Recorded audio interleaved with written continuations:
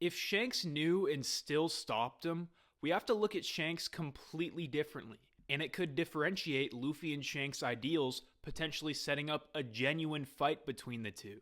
If you haven't read up to chapter 1139, then do not watch further. So if we're to assume that Loki is in fact innocent and he's not this villain that Elbaf is portraying him as, and Shanks knew about that and still stopped him, it doesn't look that good.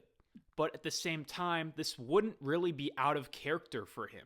I mean, think about it. His goal is about maintaining the world's balance. Every action that he has taken in One Piece has been justified with this mindset. So if whatever transpired 6 years back really had to do with the world government taking control of Elbaf in some way, and the general public of Elbaf heard about that, it probably wouldn't go over well. And these are people that you do not want to make upset. They have the strongest fighting force. So it could be that Shanks thought catching Loki would be the lesser of two evils, not revealing the truth to Elbaf and preventing any potential carnage that could come from that. Essentially sweeping him under the rug, like Loki said, and giving Elbaf someone to blame. But there could be even more to this, because the summoning circle in that castle had to have existed before Shamrock and Gunko got there. It's not just unrestricted teleportation, someone has to be there to create this summoning. So it would follow that someone from the world government had created that circle and they could have been in cahoots with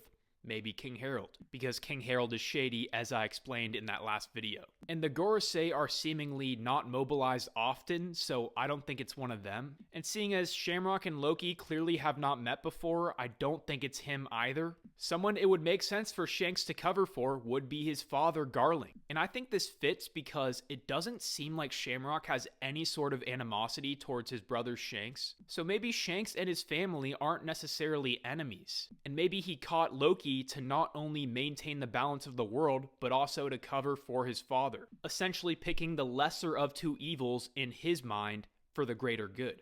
And as we know, this is something that Luffy would definitely not agree with. I've always said that Luffy and Shanks are bound to fight because Luffy wants to defeat all four emperors. Both him and Shanks are going for the One Piece. It's just bound to happen, but I never could actually picture how it would transpire.